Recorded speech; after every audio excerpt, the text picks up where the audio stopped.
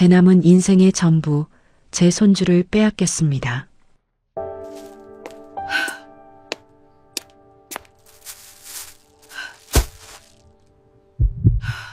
저는 그날을 아직도 잊지 못합니다. 날씨가 맑았습니다. 가을 끝자락이었고 바람이 살짝 차가워지기 시작하던 때였습니다. 저는 아들 집 근처 골목을 걷고 있었습니다. 손주 간식이라도 사다 줄까 싶어서 아이가 좋아하는 크림빵 2개를 봉지에 들고 있었습니다. 딱히 연락하지 않고 간 거였습니다. 자주 오는 골목이고 언제 가도 반겨주던 아이니까. 그런데 골목 안쪽에서 목소리가 들렸습니다. 익숙한 목소리였습니다. 아들 목소리였습니다. 웃고 있었습니다. 그래서 저도 모르게 발이 멈췄습니다. 반가워서 들어가기 전에 잠깐 기다리려고. 그리고 들었습니다. 근데 진짜 얘 나 닮은 것 같지 않아? 며느리가 웃으며 대답했습니다. 그러게 어떻게 당신을 닮았지? 잠깐 사이가 있었습니다. 그럴 수가 없는데. 그리고 나서 한마디가 더 나왔습니다. 당신 피가 아니잖아. 저는 그 자리에서 굳어버렸습니다. 손에 들고 있던 크림빵이 바닥으로 떨어졌습니다. 봉지째로. 그 소리가 났을 텐데 저는 들리지 않았습니다. 심장 소리만 들렸습니다. 아니, 심장이 멎는 소리가 들렸습니다. 당신 피가 아니잖아. 그 말이 골목벽에 붙어서 떠나지 않았습니다. 저는 그냥 서 있었습니다. 얼마나 서 있었는지 모릅니다.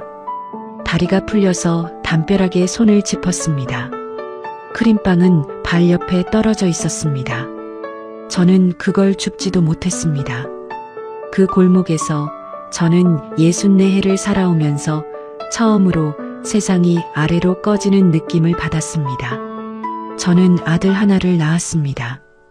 결혼하고 몇 년이 지나도 아이가 생기지 않아서 포기하려던 참에 생긴 아이였습니다. 제 나이 33이었습니다. 병원에서 확인하고 나오면서 남편 손을 잡고 울었던 기억이 납니다. 그냥 눈물이 쏟아졌습니다. 좋아서, 겁나서, 감사해서. 아들 이름은 현우입니다. 태어날 때 3시간 넘게 진통을 겪었고 세상에 나오자마자 울음소리가 어찌나 크던지 간호사 선생님이 우리 아기 목소리 좋다고 웃었습니다. 저는 그 순간 그 아이가 평생 제 전부가 될 거라는 걸 알았습니다. 그냥 알았습니다. 남편은 아들을 유독 아꼈습니다. 무뚝뚝한 사람인데 현우 앞에서는 달랐습니다. 퇴근하고 들어오면 제일 먼저 현우 방부터 들여다봤습니다. 자고 있으면 그냥 서서 보다 나왔습니다. 그런 사람이었습니다. 그리고 남편은 늘 이 말을 입에 달고 살았습니다. 현우가 결혼해서 손주 안겨주면 내 재산 전부 물려준다. 안 그러면 기부해버릴 거야. 진짜야. 처음엔 농담인 줄 알았습니다. 그런데 남편은 농담처럼 말하는 사람이 아닙니다. 오래 살다 보니까 알게 됩니다. 저 사람이 진심인지 아닌지. 남편은 진심이었습니다. 문제는 현우가 결혼 생각이 없었다는 겁니다. 30 중반이 넘어가도 연애를 안 했습니다. 물어보면 그냥 귀찮다고 했습니다. 혼자 살 거라고 했습니다. 저는 속이 탔습니다. 남편은 더 탔습니다. 아들을 앉혀놓고 몇 번이나 얘기했습니다. 현우는 들은 척도 안 했습니다. 그러다가 38이 되던 해였습니다. 갑자기 여자친구가 생겼다고 했습니다. 너무 갑작스러워서 오히려 제가 놀랐습니다. 어디서 만났냐고 물으니까 직장 동료라고 했습니다. 만난 지 얼마 됐냐고 물으니까 몇 달 됐다고 했습니다. 표정이 좀 이상하긴 했습니다. 기쁜 표정이 아니라 뭔가 결심한 것 같은 표정. 근데 저는 그냥 기뻤습니다. 드디어 사람이 생겼구나 싶어서요. 그리고 6달 만에 결혼하겠다고 했습니다. 빠르다 싶었습니다. 근데 나이가 나이니까 결혼하겠다는데 말릴 이유가 없었습니다. 며느리 될 사람을 만나봤는데 차분하고 얌전해 보였습니다. 첫인상이 나쁘지 않았습니다. 결혼식을 올렸습니다. 그리고 결혼한 지 7달 만에 아이가 태어났습니다. 산딸이 다 안 된 것 같았는데 아이가 나왔다고 연락이 왔습니다. 미숙아라는 말을 들었을 때 가슴이 철렁했습니다. 병원으로 달려갔습니다. 인큐베이터 안에 작은 아이가 있었습니다. 얼마나 작은지, 손이 어찌나 작은지, 저는 유리 너머로 그 아이를 보면서 그냥 울었습니다. 예쁘다는 생각도 들었고 무섭다는 생각도 들었습니다.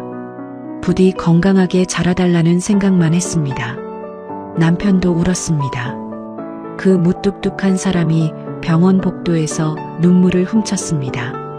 저는 그 모습을 보고 이 사람도 오래 기다렸구나 싶었습니다. 아이 이름은 서준이라고 지었습니다.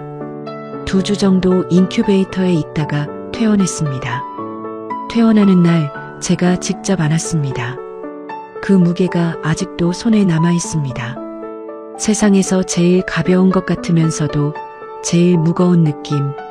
살면서 그런 느낌은 처음이었습니다. 서준이는 무럭무럭 자랐습니다. 돌이 됐을 때 걷기 시작했고 2돌이 넘어가자 말을 쏟아냈습니다. 3살 때는 저를 보면 달려왔습니다. 할머니 하고 부르면서 그 발소리가 그렇게 사랑스러울 수가 없었습니다. 저는 서준이를 위해서라면 뭐든 했습니다. 유치원 픽업은 제가 도맡아 했습니다. 며느리가 직장을 다시 나가게 됐으니까요. 아침에 데려다주고 오후에 데리러 가고 그 사이에 간식을 만들었습니다. 서준이가 좋아하는 음식을 외웠습니다. 싫어하는 것도 외웠습니다. 옷은 제가 골라서 사다 줬고 계절 지나기 전에 미리 다음 계절 옷을 준비해뒀습니다. 남편은 말했습니다. 우리 집 가까이 살아야겠다. 그래서 집을 사줬습니다. 우리 집에서 걸어서 15분 거리에 있는 아파트. 작지 않은 돈이었습니다. 남편이 선뜻 내놓았습니다. 자주 보고 싶어서라고 했습니다. 그때 저는 이 사람이 손주 덕분에 새로 태어났다고 생각했습니다. 저도 그랬으니까요. 서준이가 없는 삶은 생각하기 싫었습니다. 그 아이가 제 마지막 이유였습니다.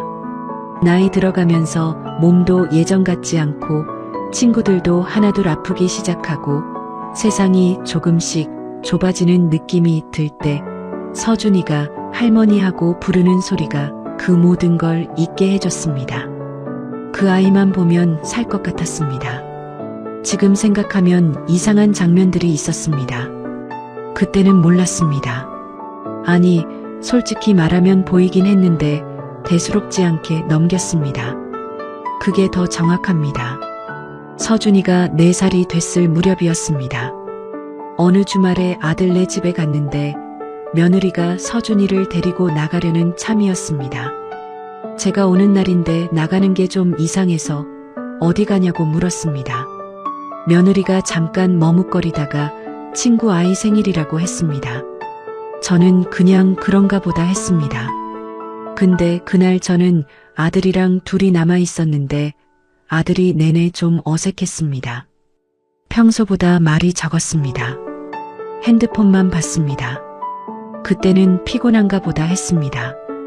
또 한 번은 가족 사진을 찍은 적이 있었습니다. 제 생일이었는데 다 같이 사진관에 가서 찍었습니다. 사진이 나왔는데 며느리 표정이 어딘가 어색했습니다. 웃고 있는데 웃는 게 아닌 것 같은 표정. 제가 그 사진 보면서 며느리가 카메라를 불편해하나 보다 했습니다. 또 한 번은 아들이 서준이를 보면서 이상한 말을 했습니다. 서준이가 뭔가 장난을 쳤는데 아들이 웃으면서 말했습니다. 얘는 어디서 이런 게 나왔지? 뭔가 그 말이 조금 걸렸습니다.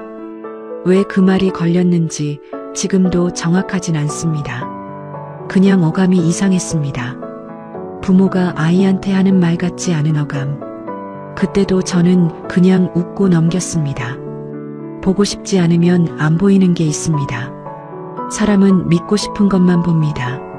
저는 행복했고 그 행복을 흔들 이유가 없었습니다.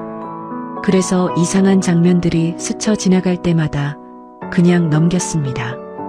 그게 제 실수였는지도 모릅니다. 아니면 그냥 제가 너무 행복했던 것일 수도 있습니다. 그날 제가 크림빵을 사들고 걸어가던 골목. 창문이 조금 열려 있었습니다. 요즘도 환기를 시키던 때였으니까요. 그래서 소리가 새어나온 겁니다. 저는 처음에 아들 웃는 소리를 듣고 좋았습니다. 요즘 아들이 좀 피곤해 보였거든요. 잘 웃는 모습이 보고 싶었는데 집안에서 웃고 있다니 다행이다 싶었습니다. 그래서 발을 멈추고 잠깐 들은 겁니다. 방해하지 않으려고. 근데 진짜 얘 나 닮은 것 같지 않아? 아들 목소리였습니다. 서준이 얘기를 하는 거구나 싶었습니다. 저도 그 생각 자주 했습니다. 서준이가 아들을 닮은 것 같기도 하고 아닌 것 같기도 하고 아기들은 다 비슷하게 생겨서 모르겠다고 생각했습니다. 며느리가 웃으면서 대답했습니다. 그러게 어떻게 당신을 닮았지? 이상한 말이었습니다. 어떻게 당신을 닮았지? 라고 자기 남편 아이인데 당연히 닮을 수 있는 것 아닌가. 왜 어떻게 닮았지? 라는 표현을 쓰지? 저는 발이 멈췄습니다. 뭔가 이상하다는 느낌이 왔습니다. 심장이 살짝 빨라졌습니다. 그리고 며느리가 말했습니다. 그럴 수가 없는데. 저는 숨을 멈췄습니다. 당신 피가 아니잖아. 세상이 멈췄습니다. 저는 그 자리에 서 있었습니다. 다리가 움직이지 않았습니다. 손이 풀렸습니다. 크림빵이 바닥에 떨어졌습니다. 탁 소리가 났는데 저는 그 소리를 나중에 기억해냈습니다. 그 순간에는 아무 소리도 들리지 않았습니다. 당신 피가 아니잖아. 그 말만 들렸습니다. 아니, 들리는 게 아니었습니다. 머릿속에서 계속 재생이 됐습니다. 저는 담벼락에 손을 짚었습니다. 아무것도 생각이 안 됐습니다. 그냥 서 있었습니다. 한참 뒤에 정신이 들었습니다. 집에 들어가지 못했습니다. 그냥 왔던 길로 돌아갔습니다. 크림빵은 골목 바닥에 두고 왔습니다. 집에 돌아와서 남편한테 말하지 못했습니다. 저는 일단 방에 들어가서 앉아 있었습니다. 머릿속이 하였습니다. 뭔가 잘못 들은 거겠지 라는 생각을 해보려 했습니다. 근데 그 목소리는 너무 또렷했습니다. 아들 목소리, 며느리 목소리, 그리고 그 말. 잘못 들은 게 아니었습니다. 저는 그날 밤 밥을 못 먹었습니다. 남편이 왜 안 먹냐고 물었습니다. 속이 안 좋다고 했습니다. 거짓말이 아니었습니다. 진짜 속이 안 좋았습니다. 밤새 뒤척였습니다. 서준이 얼굴이 자꾸 떠올랐습니다. 할머니하고 부르던 목소리, 저한테 달려오던 발소리, 크림빵을 받고 좋아하던 얼굴, 잠들면서 제 손을 잡던 작은 손, 그 손이 떠오를 때마다 눈물이 났습니다. 다음 날 저녁 저는 아들한테 전화했습니다. 할 말이 있다. 와라. 아들이 왔습니다. 저는 남편한테는 잠깐 자리를 피해달라고 했습니다. 남편은 이상하다는 표정을 지었지만 나가줬습니다. 저와 아들 둘이 마주 앉았습니다. 저는 천천히 말했습니다. 어제 내 집 골목에 갔었다. 아들이 저를 봤습니다. 창문으로 소리가 들렸어. 아들 얼굴이 굳었습니다. 당신 피가 아니잖아. 이 말이 무슨 말이냐? 아들이 아무 말도 안 했습니다. 저는 기다렸습니다. 가슴이 쿵쾅거렸습니다. 아니라고 해주기를 바랐습니다. 다른 얘기였다고 해주기를 바랐습니다. 제가 잘못 들은 거라고 해주기를. 아들이 고개를 떨었습니다. 한참 뒤에 작은 목소리로 말했습니다. 맞아요, 어머니. 저는 그 말을 들은 순간 눈앞이 까매졌습니다. 실제로 어지러웠습니다. 소파 팔걸이를 잡았습니다. 그애 제 아이 아니에요. 아들이 울고 있었습니다. 저는 울지 못했습니다. 아들이 천천히 말하기 시작했습니다. 며느리를 직장에서 처음 봤을 때부터 좋아했다고 했습니다. 근데 그 사람은 당시 다른 남자가 있었다고 했습니다. 사귄 지 꽤 됐던 사이였고 헤어지려던 참이라는 걸 나중에 알게 됐다고. 그 틈에 아들이 먼저 다가갔다고 했습니다. 잘해줬다고 했습니다. 전 남자친구가 주지 못하던 걸 해줬다고. 그러다 보니 관계가 됐다고. 그런데 얼마 지나지 않아 며느리가 임신을 했다고 했습니다. 아들이 기뻤냐고요? 아니었다고 했습니다. 아들도 혼란스러웠다고 했습니다. 시간이 맞지 않았으니까요. 며느리와 이전 남자 사이가 완전히 끊기기도 전이었으니까요. 그때 알았어요. 아들이 말했습니다. 제 아이가 아닐 수 있다는 걸. 저는 말이 안 나왔습니다. 그래서 어떻게 했냐? 아들이 잠시 있다가 말했습니다. 그냥 제 아이라고 했습니다. 저는 그 말을 듣고 한동안 아무 말도 못했습니다. 알고도 그랬다는 겁니다. 처음부터 알면서 결혼을 했고 아이를 제 아이라고 했습니다. 우리한테도 주변에도 그리고 서준이한테도. 왜? 딱 한마디밖에 못했습니다. 아들이 고개를 들었습니다. 눈이 빨개져 있었습니다. 놓치기 싫었습니다. 저는 그 말이 이해가 됐습니다. 그게 더 무서웠습니다. 그 여자를 너무 좋아했던 겁니다.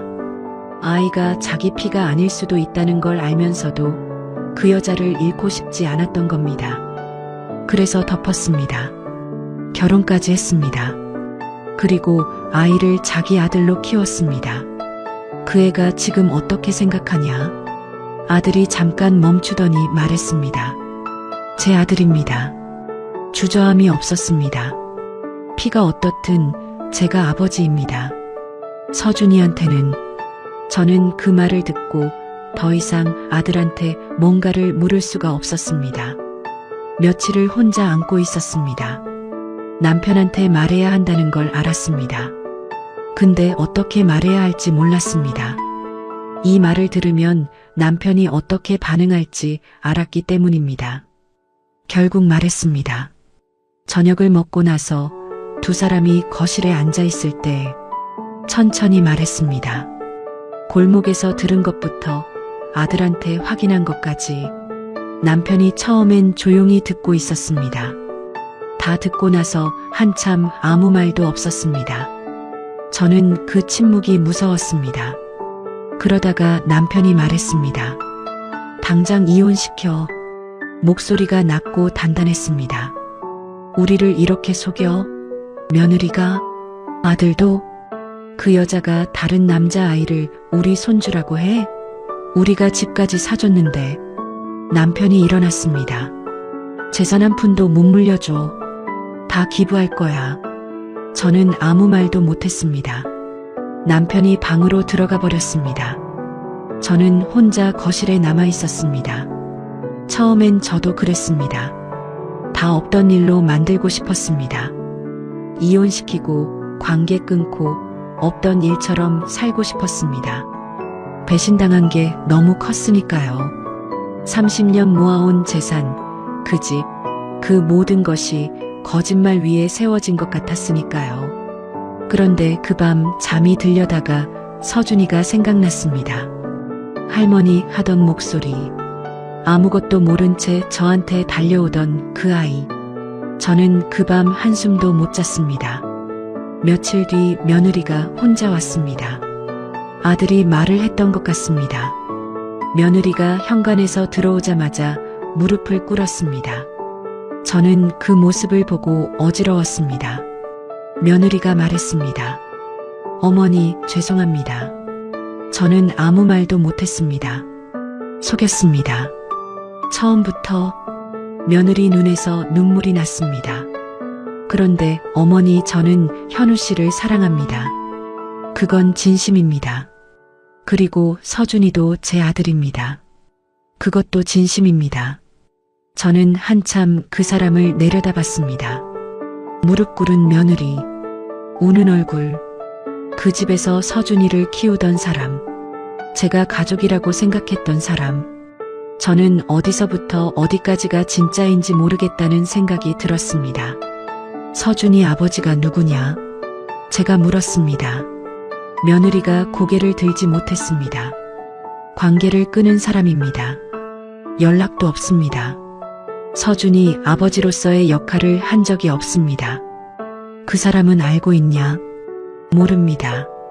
저는 더 이상 묻지 않았습니다. 뭘 더 물어봐야 할지 몰랐습니다. 알아야 할 것들은 다 알았고 알게 됐다고 해서 나아지는 것도 없었습니다. 며느리가 돌아갔습니다. 저는 혼자 거실에 앉아 있었습니다. 이제 어떻게 해야 하지? 이 생각만 들었습니다. 그 뒤로 일주일 동안 아들네 집에 가지 않았습니다. 남편은 연락을 끊었습니다. 아들이 전화하면 받지 않았습니다. 저는 중간에 끼어서 어떻게 해야 할지 몰랐습니다. 그러다가 마트에서 우연히 마주쳤습니다. 며느리가 서준이 손을 잡고 있었습니다. 서준이가 먼저 저를 봤습니다. 할머니, 뛰어왔습니다. 저는 멈췄습니다. 몸이 굳었습니다. 서준이가 제 다리를 안았습니다. 할머니, 왜 안 와요? 보고 싶었어요. 저는 그 말을 듣는 순간 눈물이 날 것 같았습니다. 참았습니다. 할머니, 나 오늘 유치원에서 그림 그렸어요. 잘 그렸대요. 선생님이. 서준이가 올려다봤습니다. 그 눈이 너무 맑았습니다. 아무것도 모르는 눈이었습니다. 세상에서 자기가 제일 사랑받는다고 믿는 눈이었습니다. 할머니가 자기를 얼마나 사랑하는지 의심해 본 적 없는 눈. 저는 서준이를 안았습니다. 손이 떨렸습니다. 이 아이는 아무 잘못이 없습니다. 이 아이는 태어날 때부터 아무 결정도 하지 않았습니다. 자기가 어느 피를 받고 태어날지, 어떤 집에 오게 될지, 누가 자기 할머니가 될지 아무것도 고른 게 없습니다. 그냥 태어났습니다. 그리고 저한테 할머니라고 불렀습니다. 그게 전부입니다. 서준이가 올려다봤습니다. 할머니, 왜 울어요? 저는 웃었습니다. 억지로. 먼지 들어갔어. 서준이가 제 뺨을 손으로 닦아줬습니다. 그 손이 너무 작았습니다. 저는 그 손을 잡았습니다. 한참 잡고 있었습니다. 그날 밤 남편한테 말했습니다. 현우, 이혼시키면 서준이는 어떻게 되는 거예요? 남편이 대답 안 했습니다. 그 아이는 아무것도 모르잖아요. 그 아이한테 할머니, 할아버지가 우리잖아요. 우리가 끊으면 그 아이는 어떻게 되는 거예요? 남편이 말했습니다. 우리 핏줄이 아니야. 알아요. 저는 말을 이어갔습니다. 근데 우리가 사랑한 아이예요. 내가 유치원 데리러 다닌 아이고, 당신이 무릎 꿇고 놀아준 아이고, 이 집에서 뛰어다니던 아이예요. 그게 다 속은 거라고. 속은 거 맞아요. 처음 시작은 속은 거 맞아요. 저는 남편을 봤습니다. 근데 내가 그 아이를 사랑한 건 속은 게 아니에요. 그게 진짜였어요. 나한테는. 남편이 아무 말도 안 했습니다. 나는 그 아이를 끊어낼 자신이 없어요. 저는 그 말을 하면서 제 마음을 처음으로 정확하게 알았습니다. 피가 중요한 게 아니었습니다. 제가 사랑한 건 피가 아니라 그 아이였습니다. 그 아이의 목소리, 그 아이의 눈, 그 아이의 손. 그게 저한테 의미가 있었습니다. 할머니 소리에 달려오던 그 발소리가. 남편이 오래 있었습니다. 그러다가 말했습니다. 나도 모르겠어. 그게 다였습니다. 근데 그 말이 남편한테는 많이 양보한 말이라는 걸 저는 알았습니다. 확신이 흔들리기 시작한 겁니다. 며칠 뒤 아들이 왔습니다. 남편도 있는 자리였습니다. 아들이 들어오자마자 남편한테 무릎을 꿇었습니다. 남편은 굳은 얼굴로 앉아 있었습니다. 아들이 말했습니다. 속인 거 압니다.